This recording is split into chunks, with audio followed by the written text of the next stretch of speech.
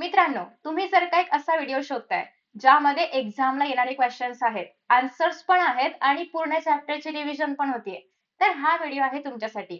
यामध्ये एक्झाम्सला जे जे कुठले क्वेश्चन्स येऊ शकतात ते सगळे आहेत अलॉंग विथ त्यांचे आन्सर्स, पॉइंट वाईज आन्सर्स आहेत आणि सोबतच मी असे क्वेश्चन्स घेतलेले आहेत की ज्यामुळे तुमचा पूर्ण चॅप्टर जो आहे तो रिवाइज होऊ शकतो. So let us start. सगळ्यात पहिल्यांदा या ठिकाणी तुम्हाला बघायला मिळते की पहिला क्वेश्चनच आपला हेरिडिटी म्हणजे काय आहे, जो की तुम्हाला सगळ्यांना माहिती आहे. याचं उत्तर पण तुम्हाला येत असणार आहे की define heredity and explain the mechanism of heredity changes. की हेरिडिटीमुळे मध्ये जे काही चेंजेस होतात, जे काही म्युटेशन होतात, ते कसं होतं ते एक्सप्लेन करायचं आहे. सो याच्यामध्ये दोन कॉन्सेप्ट येतात, म्युटेशन वाला पण त्याचं एक्झाम्पल येईल सिकल सेल अॅनिमिया, आणि हेरिडिटी म्हणजे काय हा पण कॉन्सेप्ट ह्याच्यामध्ये येतोय.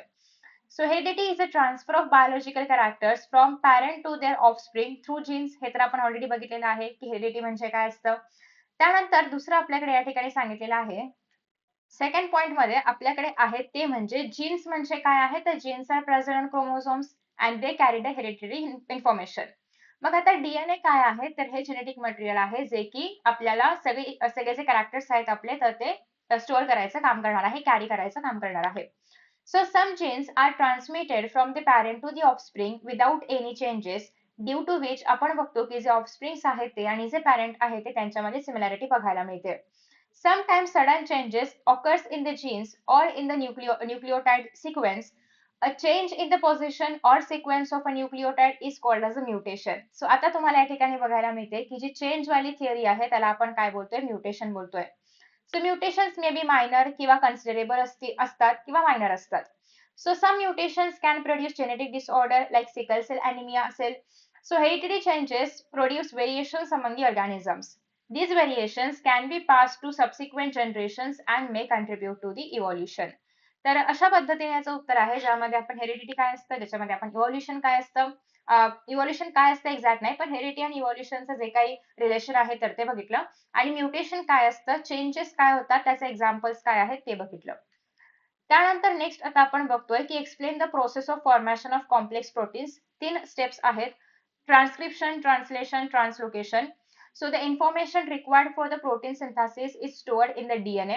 Protein synthesis takes place with the help of RNA and is explained by central dogma. तर पहिला आहे transcription.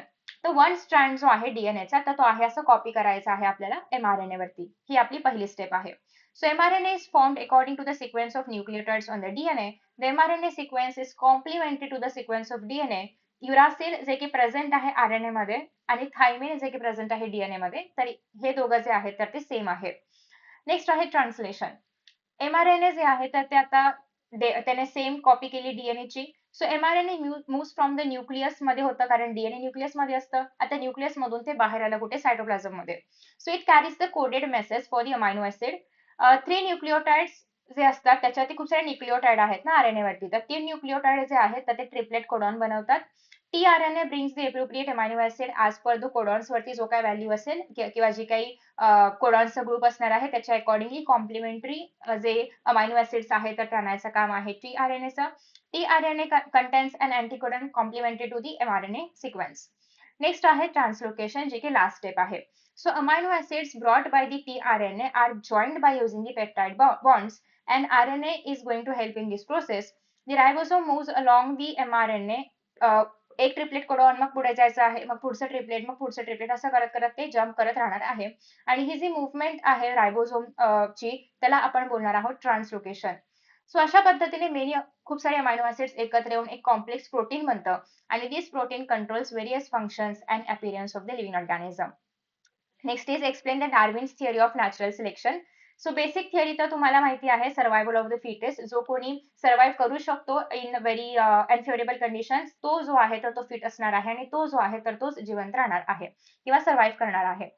So, Charles Darwin proposed the theory of natural selection. He explained that organisms produce a large amount of offspring and organisms compete with each other for the survival because the resources are limited.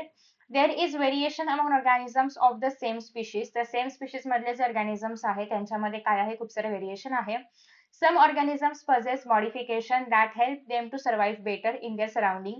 Organisms that are better adapted have a greater chance of surviving.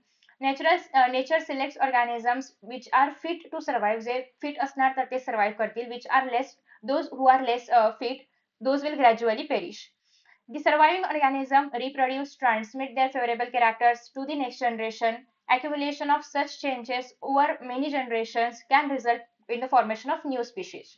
So Darwin's theory is commonly expressed through the concept of survival of the fittest. जे कोणी fit असणार ते survive करणार. खूप सारे वर्ष जर changes accumulate होत राहिले तर एक नवीन स्पीशीज पण तयार होते. सो हे सगळे थिअरी त्याने त्याच्या बुकमध्ये लिहिलेलं आहे, ओरिजिन ऑफ स्पीशीज मध्ये. त्याच्यामध्ये ते ऑब्जेक्शन्स अराईज करतं अगेन्स्ट द थिअरी, म्हणजे हे जी थिअरी त्यांनी मांडली त्याच्या अगेन्स्ट पण काही ऑब्जेक्शन आहे. पहिला आहे natural selection is not only factor responsible for the evolution. Darwin did not explain the origin of useless and useful modifications. He did not explain how slow and abrupt changes are taken place किंवा are like abrupt changes completely took place. Even with these limitations, जरी पण हे limitations असतील, Darwin's work was important milestone in the study of evolution. ठीक आहे.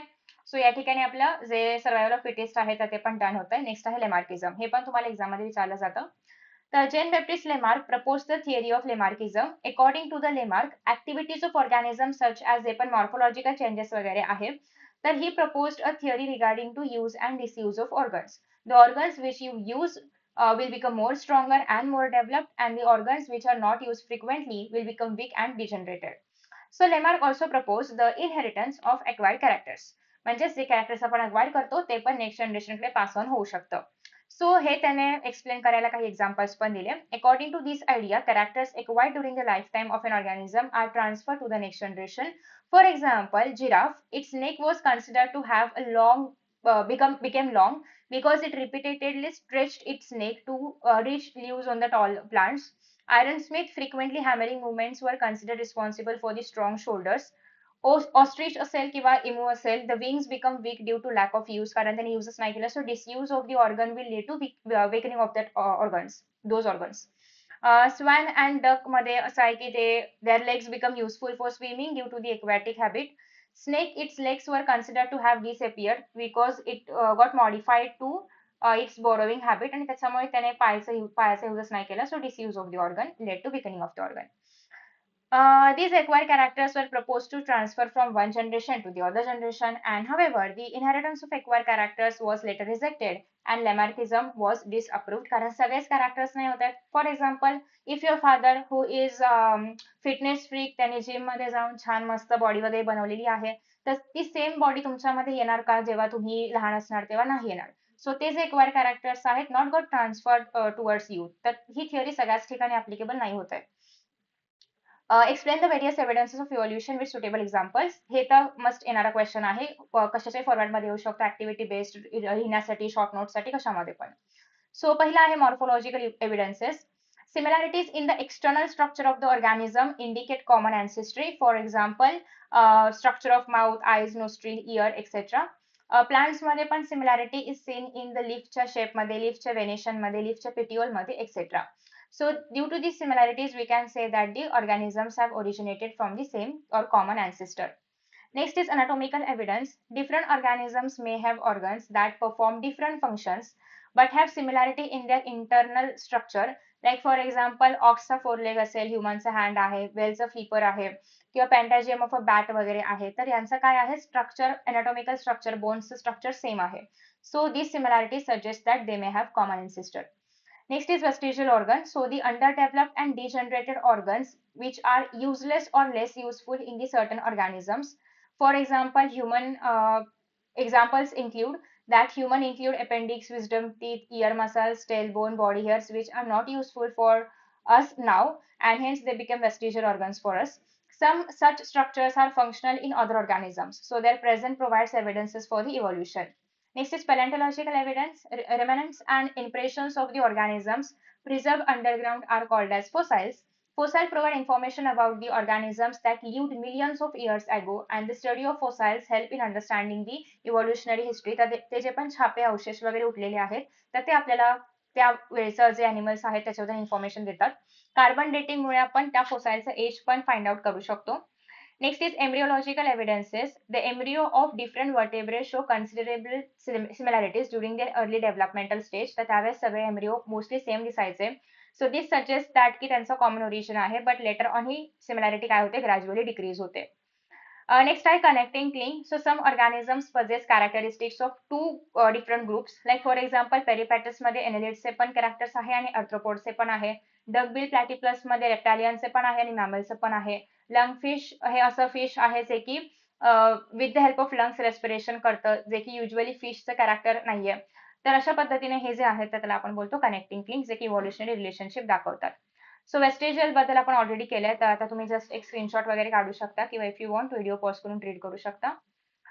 Okay, so carbon dating फोसाइल्स बद्दल पण आपण ऑलरेडी बघितलेलं आहे की जे पण रेमिनंट्स आहेत किंवा इम्प्रेशन्स वगैरे आहेत त्याला आपण फोसाइल्स बोलतो. तर हा क्वेश्चन रिपीटेड आहे, जर तुम्ही ऑलरेडी एव्हिडन्सेस मध्ये केलं तर यामध्ये तुम्ही आरामात करू शकता. So if you want just तुम्ही एक ह्याचं एसेस कॅप्चर करू शकता. नेक्स्ट आहे how are hereditary changes responsible for evolution. तर hereditary causes biological characters to pass from parent to offspring by using the genes. Offsprings मध्ये त्याच्यामुळे आपल्याला सिमिलॅरिटी दिसायला मिळतं, पण जर हे चेंजेस जर बदल म्हणजे ह्याच्यामध्ये काही चेंजेस झाले तर त्याला आपण काय बोलतो, म्युटेशन बोलतो. तर आपण जे फर्स्ट क्वेश्चन बघितलं होतं सेम पद्धतीचं आहे. तर आता नेक्स्ट क्वेश्चन आहे आपल्याकडे, ते म्हणजे एक्सप्लेन स्पेसिएशन आणि how do geographical and reproductive isolation will lead to speciation. The speciation is basically formation of the new species of animal, plant or anyone. So species म्हणजे काय, group of organisms who can produce the fertile individuals. So genetic variation जे आहे तर ते important role play करतात, त्याच्यामुळेच तर species मध्ये तुम्हाला व्हेरिएशन बघायला मिळेल. So organisms may get separated due to the geographical isolation and due to which they be living in the different geographical conditions, or separation of population will be there. So the separated population experience different environmental conditions and different variations may develop in these populations over the several generations. So gradually differences in the characters of them will start increasing. आता next आहे reproductive isolation मुळे काय होत आहे, it prevents the separated population from freely reproducing with each other and due to the continued genetic आणि reproductive डिफरन्सेसमुळे the population will become sufficiently different आणि due to which they will form the separate species. आता ह्युमनची जी इव्हॉल्युशनची history आहे याचा question तुम्हाला exercise मध्ये पण आहे, बट PYQs मध्ये नाही विचारला गेलाय. सो केलं नाही केलं तरी पण चालेल, पण एकदा आपण वाचून घेऊयात जस्ट फॉर द इन्फॉर्मेशन. तर ह्युमन इव्हॉल्युशन ही नॅचरल प्रोसेस आहे. After the disappearance of dinosaurs monkey like ancestors were believed to be evolved and some of this organism जे आहेत तर ते ग्रॅज्युअली डेव्हलप झाले कॅरेक्टरिस्टिक्स त्यांच्यामध्ये ह्युमन इव्हॉल्युशन सारखे. So Ramapithecus is mentioned as a early human ape with records for North Indian आणि East Africa. Later more developed ape-like organisms जे आहेत ते पण appear झाले. Australopithecus was developed about around 40 lakh years ago and with changes in the pelvic girdle some human-like organisms किंवा animals could stand in an erect posture. So their hands become available for the various activities. Organisms belonging to the genus Homo developed about 20 lakh years ago and skilled humans appeared. About 50 years ago, 15 lakh years ago, humans with an erect position evolved further. Brain development continued over a long period. Early humans also discovered and the use of fire. Neanderthal man is considered the early example of Homo sapiens or wise man as per the textbook. आणि Cro-Magnon man evolved around 50,000 years ago. So in this way आपण जे जे important questions आहेत ते बघितलेत आणि तुम्हाला बघू शकता तुम्ही की आपल्या चॅप्टर मध्ये सगळेच पॉईंट्स मी या ठिकाणी कव्हर केलेले आहेत. सो फुल चॅप्टर तुमचा रिवाइज होऊ शकतो या नोट्सच्या आधारे. सो आय होप की तुम्हाला व्हिडिओ आवडला असेल आणि जर आवडला असेल तर अशा प्रकारचे तुम्हाला इतर चॅप्टरचे व्हिडिओज पाहायला आवडतील का हे पण नक्की खाली कमेंट बॉक्समध्ये कमेंट करून सांगा. Thank you so much and see in the next session. Bye.